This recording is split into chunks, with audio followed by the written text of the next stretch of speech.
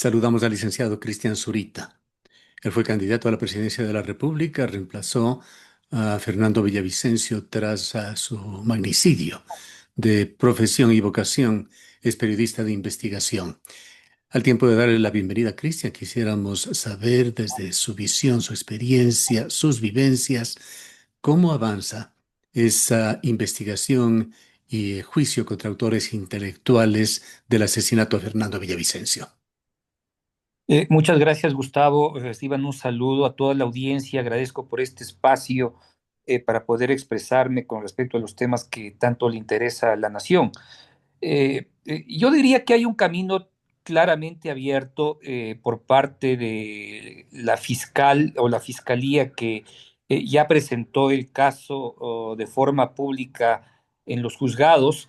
Y pues lo que corresponde ahora en el siguiente paso es pues que se revierta la primera decisión de la jueza que no solicitó medidas cautelares en contra de Serrano ni Jordán, ¿sí? Y emita ese tipo de medidas. Con respecto a la investigación, creo que la fiscal Ana Hidalgo dejó evidencias claras de cuáles son los soportes y las pruebas que se han presentado para sostener el caso, ¿sí? Y parecerían ser lo suficientemente sólidas en el sentido de que se cuentan con tres testimonios anticipados, ¿sí? El último de ellos, el de Salcedo, que a la luz de información en las últimas semanas se evidencia que pues se ha logrado apalancar parte de sus declaraciones en la de un ex oficial de policía que se encuentra sentenciado, que fue parte del equipo y del círculo de investigaciones que José Serrano mantuvo cuando fue ministro y tenía acceso y control de influencia sobre la policía, ¿sí? En los cuales pues se deja ver que sobre todo se buscaba una revancha, ¿sí? Política en contra de Fernando Villavicencio. Parecería que pues existen aquí dos móviles por parte de Serrano, porque lo que no se entendía es el móvil. Y pues, el primero es la venganza, ¿sí? La venganza política, y el segundo, obviamente, evitar a toda costa a que pueda convertirse en una real posibilidad potencial de ser presidente de la República. En el marco de este juicio se dan también incidentes y quisiera preguntarles sobre este tema coyuntural que ha salido a la luz por una publicación, me parece que de Diario Expreso o El Universo, no estoy seguro, sobre Javier Jordán, llamado a juicio en el caso Metástasis, procesado en el caso del magnicidio de Fernando Villavicencio. ¿A qué viene esas declaraciones que él hace de que usted habría sido sentenciado a una onerosa cantidad de dinero que debería pagarle a Jordán, derivado de una demanda civil en un juzgado de Miami-Dade en la Florida? A ver, son dos cosas distintas, Ya. ¿sí?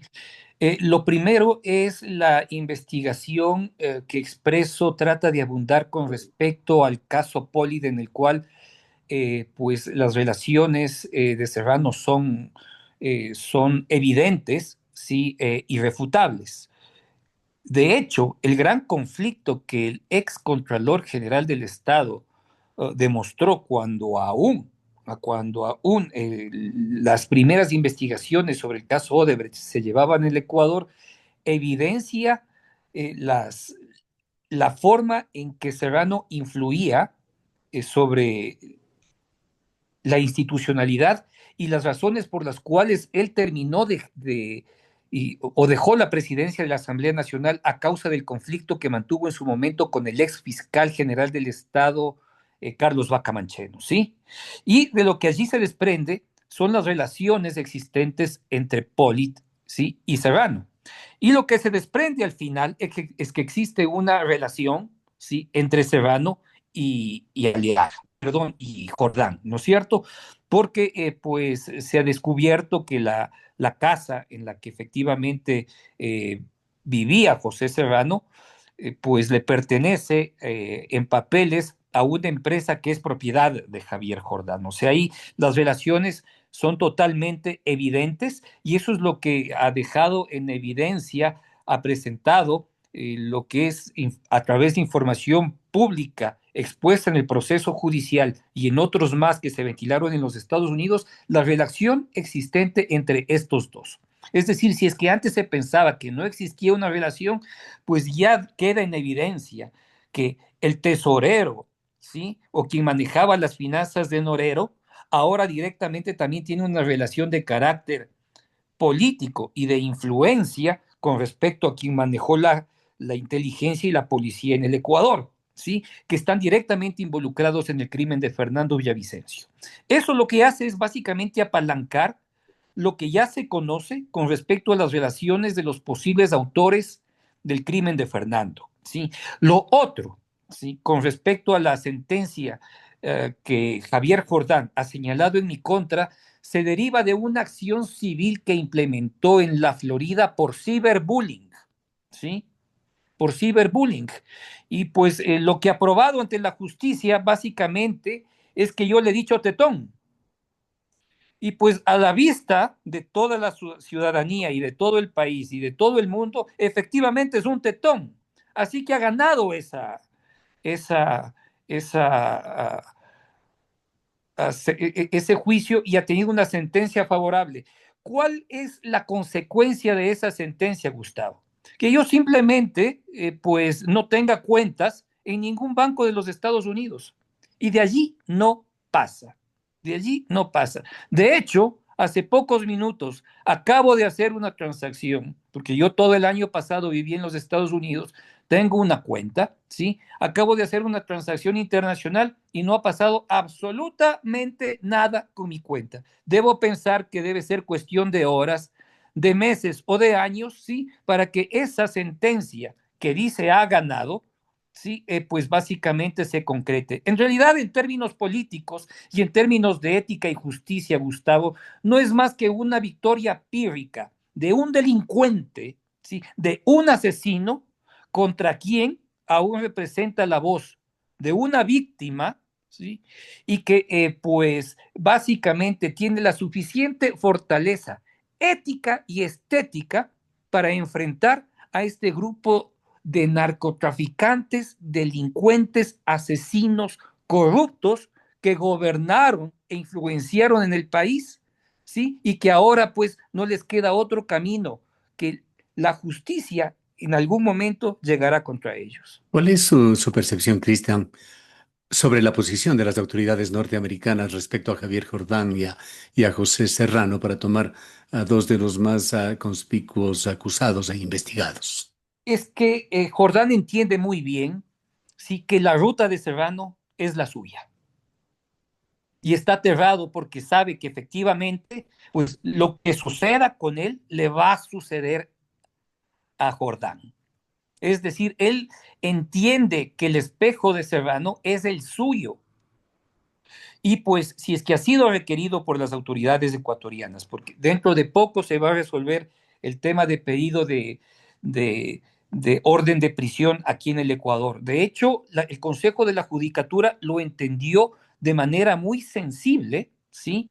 Al llamar la atención a la jueza y primero establecer y criticar los comentarios de la jueza de decir que la fiscalía era usada de una forma política en favor de alguien. ¿Sí?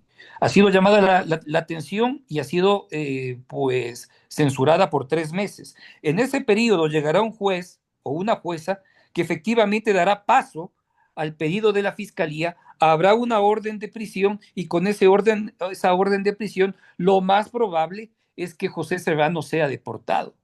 Y cuando eso suceda, pasará lo mismo con Javier Jordán, independientemente de las acciones judiciales que puede emprender a favor, ¿sí? Jordán en el estado de la Florida, existen sendas investigaciones emprendidas de carácter federal en contra de él.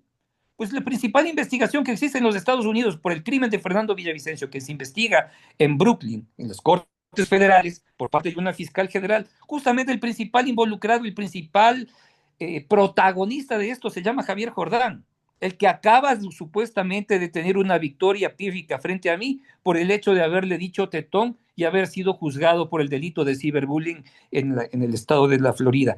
Hecho que no genera ningún tipo de consecuencia en contra mí. Así que si hubiese tenido algún tipo de temor, ¿sí?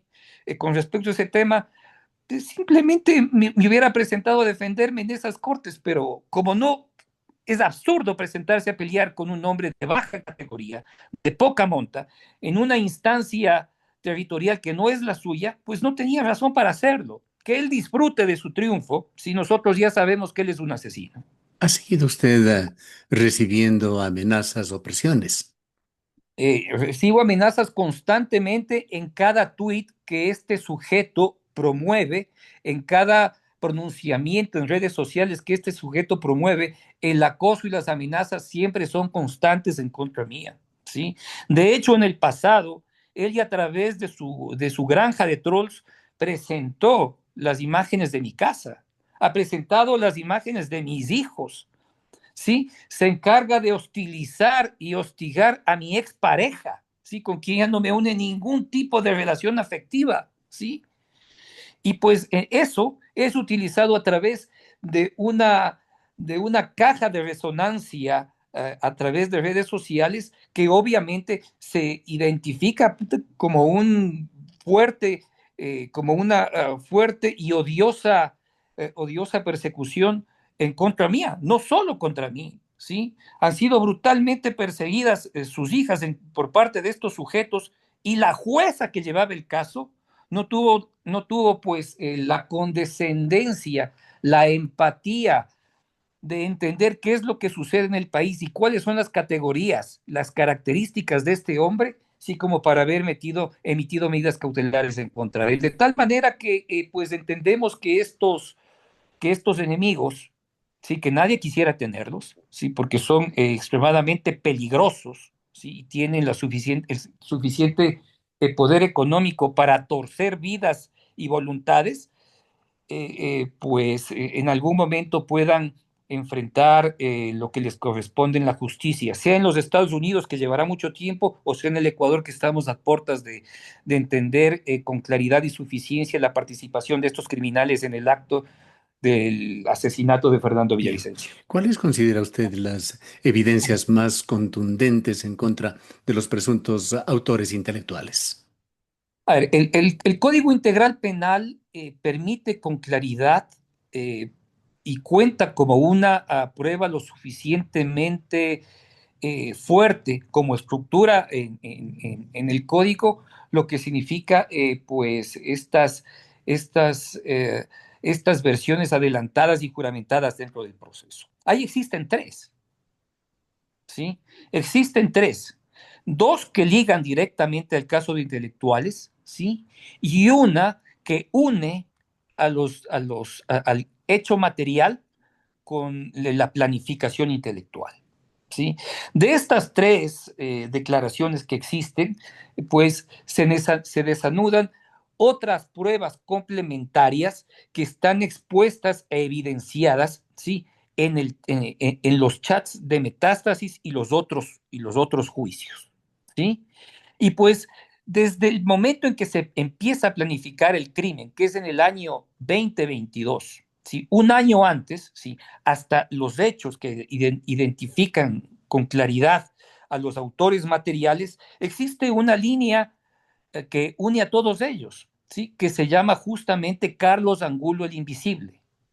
Cuando se empiezan a planificar estos hechos, en el 2022 se escoge a Carlos Angulo como la persona que actuaría como autor material de los hechos. Y cuando se dan, pues ya a la luz pública entendemos que él es el principal implicado, aún vivo, dentro de los hechos, ¿sí?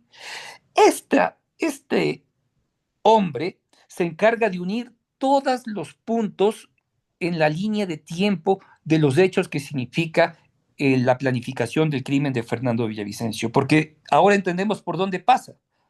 Pasa justamente por una orden de José Serrano, un supuesto acuerdo de Jorge Glass en el cual directamente no está participando en el proceso, pero la fiscal ya públicamente lo ha evidenciado y lo ha dicho, ¿sí? Existe una persona que es el contacto para hacer los procesos de seguimiento, que era el hombre que trabajaba con Serrano, que espero que no le pase nada y que pronto o ya haya dado su declaración de forma adelantada y juramentada en la justicia dentro del caso, ¿sí? En una cámara de Gesell, ¿sí? Que identifica a estos tres participantes como autores del crimen intelectual. Así que en buena parte yo diría que esto está resuelto. Si es que existen otros, ¿sí? Que pueden estar involucrados, ¿sí? Pueden existir las investigaciones en el futuro que los trate de vincular. Pero por ahora, como están las circunstancias, las dificultades, la capacidad de influencia, de recursos económicos, su fuerza de jugar a través de abogados que pueden dilatar la causa, me parece que tenemos pues los suficientes elementos como para pensar que al menos el 80% de los reales participantes intelectuales están allí. ¿Cuál considera usted será la deriva de este juicio? ¿Se llegará a una sentencia firme contra los autores intelectuales? En todo caso, públicamente sabemos qué es lo que pasó y aspiramos que pues la fiscal, que no parece la persona de las mayores luces que lleva el caso, pues tenga la capacidad de pues ser contundente en sus argumentos del día que la audiencia se lleve a cabo, pues pensaría que existirá pues una ruta clara de sentencia, independientemente de que los autores se encuentren o no en el país. Y también dependerá de la calidad de un juez que entienda el contexto político, social y económico que el país vivió en el momento del crimen, ¿sí? Como en el proceso de investigación y las actuales circunstancias del país, ¿sí? Así que, pues, eso no parece ser un tema sencillo. Yo diría que al menos la historia, la narrativa de los hechos ya la conocemos, pero no sabemos si es que al fin se logre implantar como una verdad procesal. Bien, entrando a la recta final de este diálogo, ¿cómo evalúa usted el desempeño del gobierno actual en materia de seguridad y justicia y la situación general también de Ecuador, que atraviesa un momento de alta tensión institucional, crisis social, violencia estructural, una confrontación entre poderes, avance del crimen organizado mientras persisten esos problemas de empleo, salud, educación? Los problemas de salud, empleo y educación están directamente ligados a la condición de estructura y inadecuado uso de recursos económicos que, del Ecuador, o sea, del gobierno estatal, que pues son recurrentes a través de los años y a través de los gobiernos. O sea, lo que vive o enfrenta este gobierno no es tan distinto a las crisis que pudieron desatarse en el gobierno de Lazo, en el gobierno de Moreno, en el propio gobierno de Correa. ¿Sí?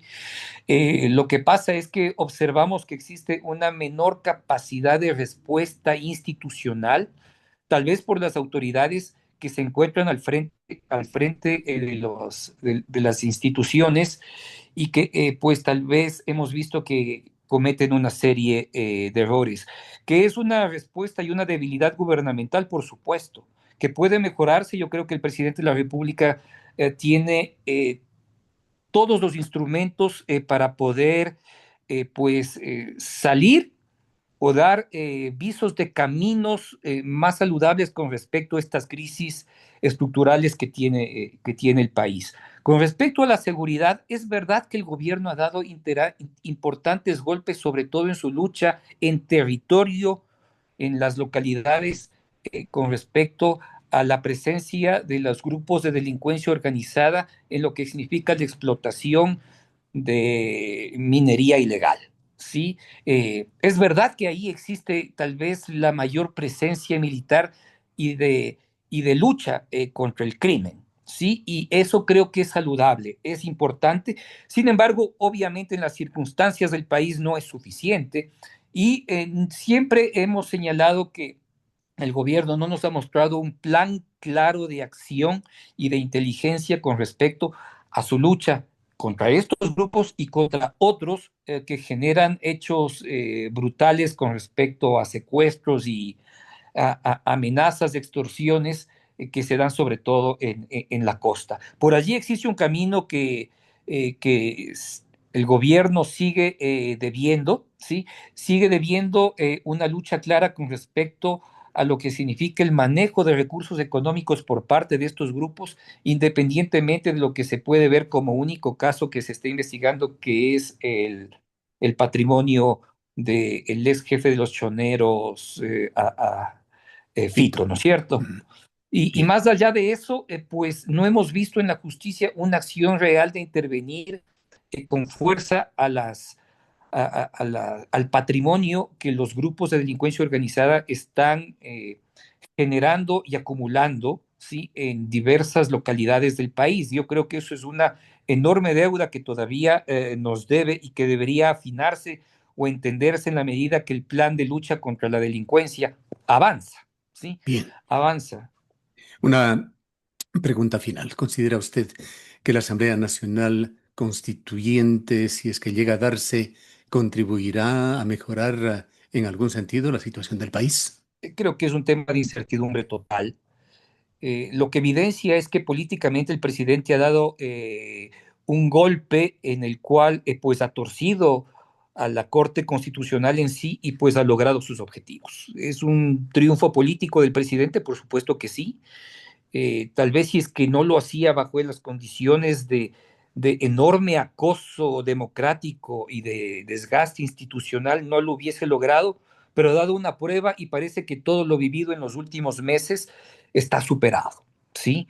Y pues da una muestra también de alto nivel democrático, pensar que puede existir la posibilidad de reescribir la Constitución a partir de una asamblea constitucional, porque así debe entenderse, constitucional, que tenga límites suficientes y que básicamente le abran nuevas posibilidades al país. ¿Cómo lo va a lograr? Pues parece que tiene un camino expedito hacia una elección de una nueva asamblea. El tiempo me parece muy corto, 8 meses es demasiado corto, considerando que Correa ya tenía previsto su propia constitución. Sí, pues no debería pensarse en menos de 14 meses, ¿sí? Y pues a partir de allí en la posibilidad de acuerdos en los cuales pues no se convierta en una constitucional de Daniel Noboa, sino que recoja la cantidad de voces democráticas y sobre todo en búsqueda de la libertad económica que este país tanto requiere. Bien, Sobre el resto, pues todavía es un proceso de incertidumbre, pero parecería que existen los caminos suficientes para que ésta se instale por ahora, ¿no? bien. Le agradecemos mucho por habernos acompañado. A ustedes, muchas gracias, Gustavo, un placer. Declaraciones del licenciado Cristian Zurita, periodista de investigación del portal Mil Hojas, fue candidato a la presidencia tras el asesinato a Fernando Villavicencio.